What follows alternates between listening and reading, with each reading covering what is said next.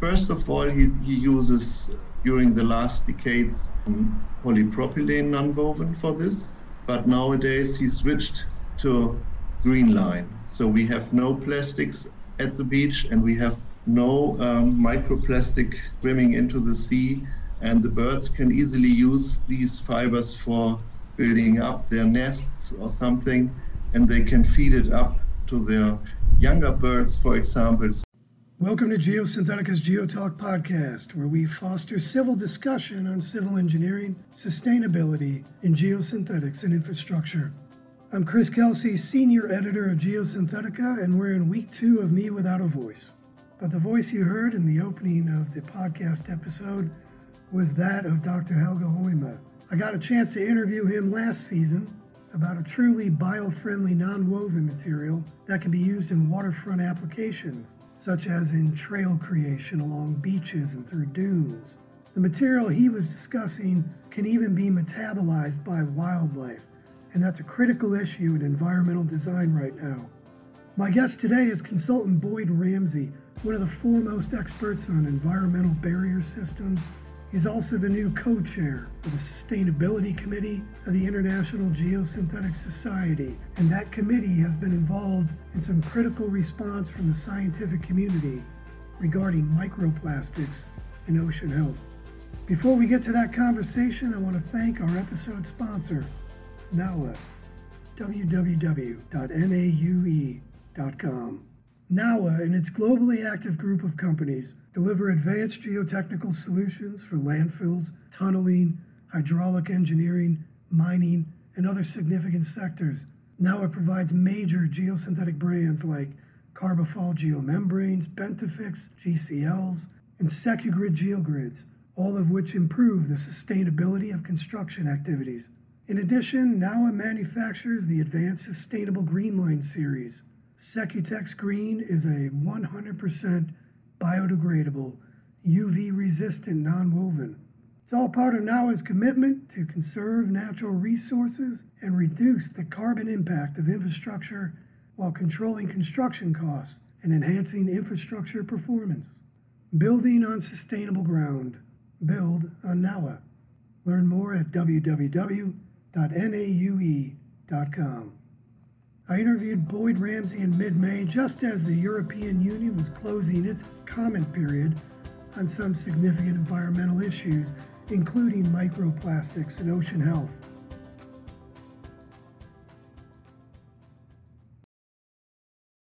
So Boyd, I want to talk to you about ocean health and plastics. This is a big issue. There's debate about this and microplastics and impact on marine health. Now, geosynthetic materials, we talk about as being polymeric. We never just say geosynthetics are plastics. We call them polymeric materials, polyethylene, polypropylene, PVC-based, whatever it is. But are geosynthetics plastics?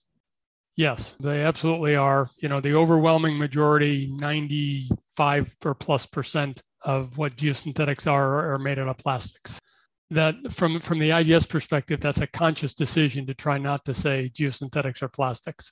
But they do have some sort of, service life and breakdown. Chris, let me start with a story, because I have a story for this and I've used it many times. They're plastics. And in a lot of cases, geosynthetics are the same plastics that single-use disposable or improperly disposed of materials are made from. Polyethylene, polyester, polypropylene. But the example I use is a bridge. You can use geosynthetics to reinforce a bridge, geogrid, geotextile, other products. That bridge is going to be there for decades, if not hundreds of years. Millions of people are going to walk over that bridge. And one day, one person is going to walk over that bridge and they're going to have a single-use disposable bottle in their hand that they bought 10 minutes ago. They're going to empty the bottle and they're going to throw it off the bridge. In that instant, for probably the first 10 decades, that bottle has contributed more ocean plastic problem and more microplastics to the world than that bridge will in the first 100 years of its lifespan. They're made out of the same materials, but you have to look at what they're used for, what the benefits are, and how long they are going to be used and how long they're going to last. They're the same chemical materials, but they're very, very, very different in their lifespan and usage. There was a study done in Russia. They were evaluating geosynthetics and potential impact for coastal protection contributing to microplastics in the environment. And one of the interesting conclusions in the report was very much to kind of what you've just said. The release point or the breakdown point was significantly further out in the future than your common use plastics. If you maintain structures that utilize these materials, they're going to last significantly longer. If you do not care for them, those structures and those plastics within them will break down much faster. So it has a lot to do with your care of your infrastructure in a way. Well, yeah, it's like many other things in life. I mean, you take care of your car, it's going to last longer than if you just drive it till the red light comes on. I'm familiar with the Russian studies. We're also familiar to a less happy extent with a series of Chinese studies. My comment would be that other than one particular piece of work funded by the IGS for the British National Oceanographic Group, most of these studies are flawed. They're a good starting place. This is something we need to talk about. We need to stop putting our plastics in the ocean, but there's significant number variance between, the Russian study is an example. They took the entire plastics production and said, okay, this much is geosynthetics, and therefore all of it's going to be exposed and go into the ocean. And if it degrades at this rate, it's, and if you back calculate that, what it comes out to is about 10% of the 10% of the mass that we make every year, they say is going straight into the ocean. And it just doesn't make sense. The products wouldn't work if they degraded at that rate. But I also can't sit here and say that, plastics aren't a problem. It is, again, it's a magnitude thing. Everybody in their home has a washer and a dryer. You pick up the lint off your dryer. After a couple of cycles, you'll clean the lint off. Well, all of that is also present in the washer, and it gets shot right out into the wastewater treatment plants and out into the creeks and rivers and oceans. So that's a microplastic source that, you're getting something that's tuned to turn into microplastics very quickly, as opposed to, say, a geomembrane that's, a much more massive product. It's going to be buried. The soil above it's going to have to erode. It's a much more complex erosion process than something like, lint from dryers and washers. Cigarette butts are another great example. The filter in every cigarette is plastic. People throw them away readily. So that's, to my mind, and also the mind of the Sustainability Committee, that's where those things are coming from. Yeah, you now co-chair the Sustainability Committee with the International Geosynthetics Society. One of the things the IGS has responded to is European investigations into microplastics and their impact on waterways and marine health. And we have a lot of dramatic examples in the news. They commonly showed plastic garbage on a beach. Yeah, the Great Pacific Plastic Island, or GEAR, whatever you want to call it. And that, they cite that as 3 times the size of France. But it isn't just a big collection of garbage that you would fly hours over as you went out. This is a very complex thing to evaluate and extending, some meters from the surface down. A lot of it is what they're calling microplastics. So what can you tell me from the perspective of the IGS Sustainability Committee and how you have contributed to this dialogue now? What are we really looking at with microplastics? Well, the plastics in the ocean are bad. There's no argument about that. The question is the source. The IGS doesn't believe that source is largely from geosynthetics. You mentioned a submission to the European Union Environmental Commission. That was made earlier this week. I think the 17th of May, 2022 was the closing date. The IGS made a submission. EAGM, the European Association of Geosynthetic Manufacturers, made a submission. And essentially what we said is, look, this isn't the problem. I've mentioned a couple examples already, but there's marine plastics, all the nets and everything that's used in the fish and aquaculture industries. There's just a lot of other sources. And like anything else in life, you need to address this properly. And if your house is on fire, you're not going to worry about a candle that you might have left lit on the porch. And we say we're the candle. We're not the house on fire. But this is part of an overall thing. And quite honestly, we're glad it's getting the attention. The United Nations Sustainability Goals are the framework that the IGS has kind of hung everything around. And the United Nations has published, I think there are 19 different goals on how to build a sustainable world that the humans can continue to live in for, a long time. Our kids, our children's children, because the way we're pointed now ain't going to get there. We've published a series of Did You Know articles pointing out how geosynthetics make contributions to these sustainability goals. The positives, again, to get back to my example, the positives of a material have to be considered as well as the negatives. The geosynthetics have always had an extremely positive message, whatever life cycle analysis or metric you choose to use, CO2 emission or energy consumption. Geosynthetics have a real good story to tell against traditional materials. We're smarter and better at using our resources, but they need to be used judiciously.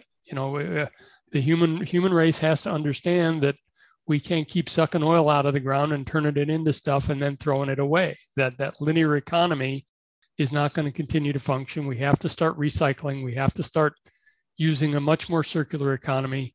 And the governmental policy needs to reflect that and affect change in that regard.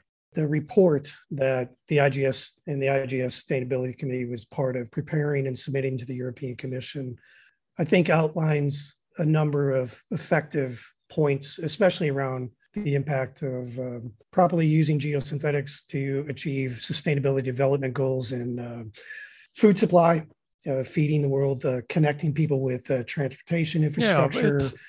Chris, with this many people on the planet, we have to use plastics and oil, not only for energy, but as you said, for food supply. If you stopped using plastic for food packaging, there'd be mass starvation because you wouldn't be able to get the food to where it needed to be. Plastics does that.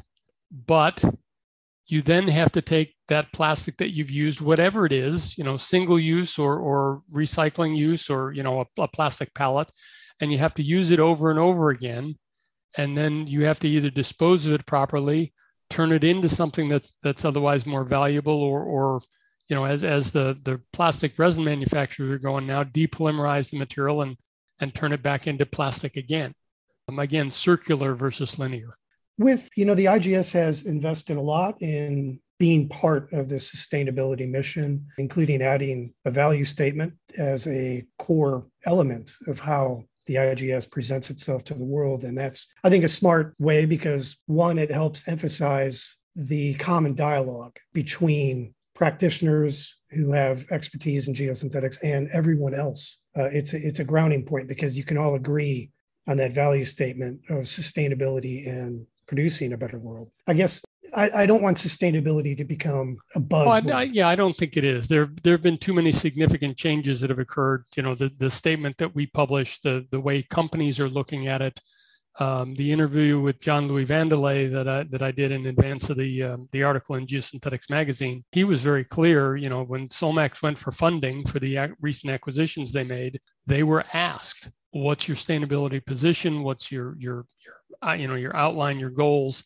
And it wasn't an adder, it wasn't, "Oh yeah, and tell us about this." It was, "Okay, we've got the financials. Next box to check is the sustainability box." So it's not something that's going to go away. And again, the world is recognizing we can't continue to live the way we are. It doesn't work. Let me turn to, you have your private consultancy. In your international work, do you encounter the same kind of questions as you go into client work in whatever country? Do you get those same kind of sustainability questions? It varies largely by country. Australia is all over this. They're even to the point where a product containing recycled content will get preferential treatment in a infrastructure bidding process, which is a step that we need to get to globally.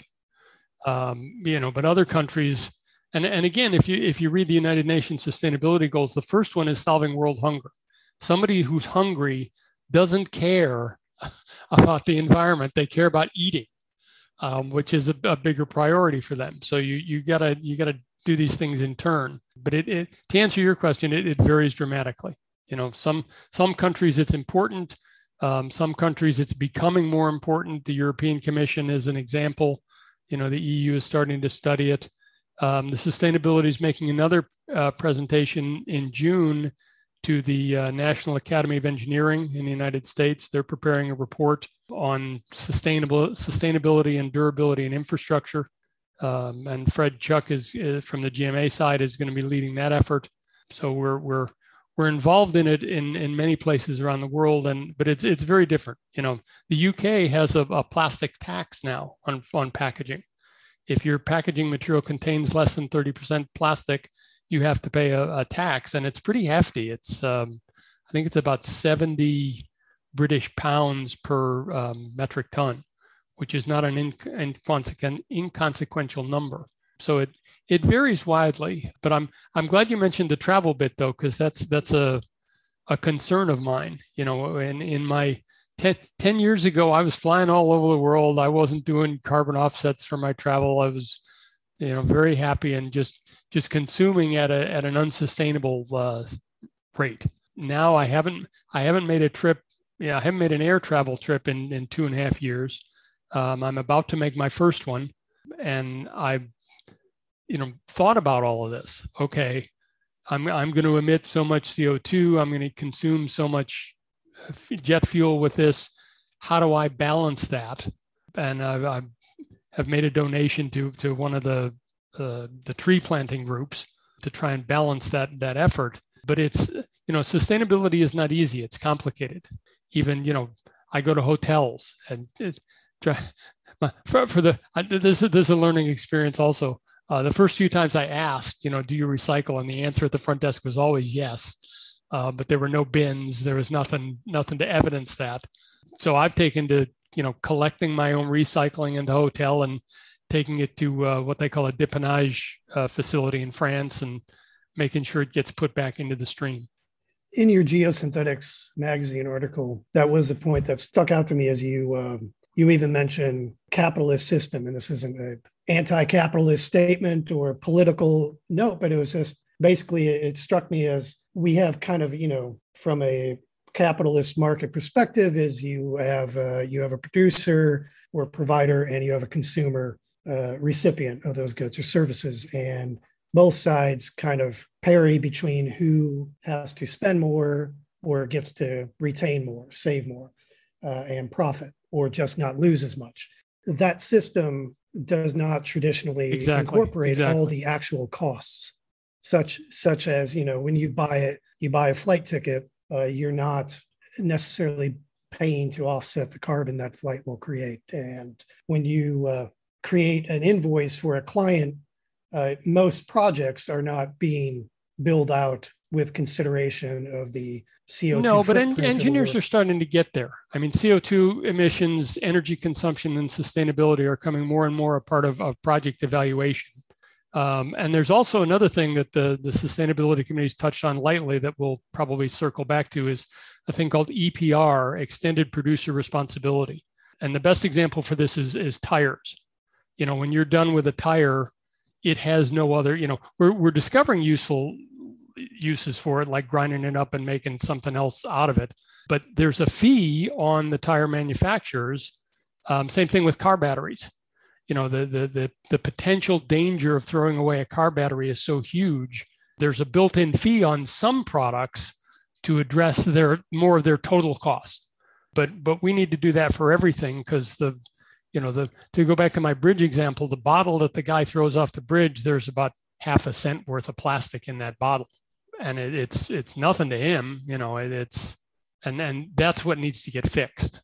The products that are manufactured and their costing needs to reflect the total cost of that product, cradle to grave.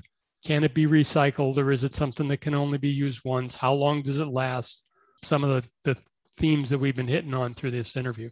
One, just sticking with kind of your personal work, you've had private practice work and then all of your international travel and living around the United States and living in China and living in France. If that influences what you want to focus on now in your consultancy. Do you work with the IGS Foundation, raising money for, grants and things like that? And you work on the sustainability committee. And I guess I'm just asking if your personal experience in the field has influenced what you like to dedicate yourself to at this point.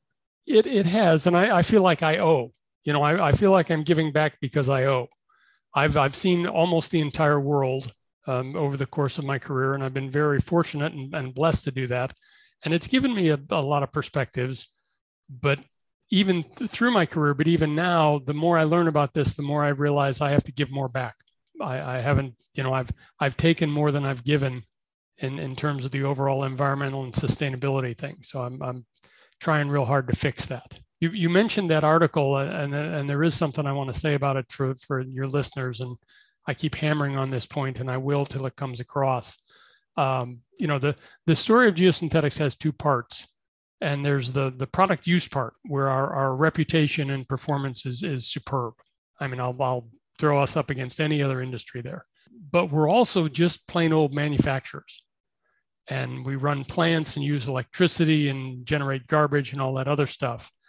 And our performance in that area is not stellar.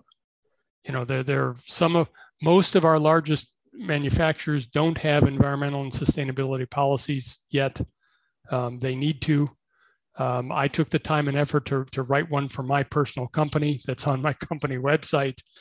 But this, and I'm not saying they're not committed to it, but this starts with a public commitment that says, we believe in this. We're going to act in this way. And then, of course, you have to walk the walk. But the first thing you have to say is this is something that's important to us and something we're going to do. And there's a whole lot of companies in the geosynthetics industries that could improve in that area. Admittedly, my publication does not have a sustainability statement. I worked on one a couple of years ago, actually. You ought to think about doing one. It's important. There's a meme and a slogan I like to keep. The people that are fat and lazy and broke aren't fat and lazy and broke because they had a plan to be fat and lazy and broke. They didn't have a plan. There's a Frenchman who has a quote, a goal without a plan is a dream. And dream doesn't help anybody. You have to have a program, and that program starts with a statement that says this is what's important to us. But it's human nature. We are what we measure, what you think every day, and all that is. And if you have a plan and a program and measurements, then you're going to pay attention to it, and you're going to give it more resources than if you just, oh yeah, I'd like to be good.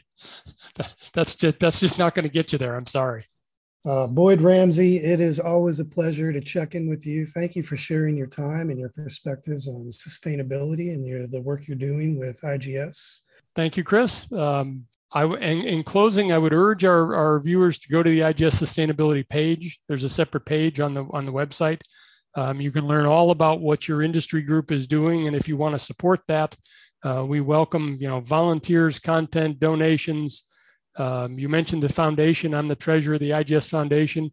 We'd love to take your donation, and we'll use it for good, quote unquote. And you can find the details from the website. Thank you.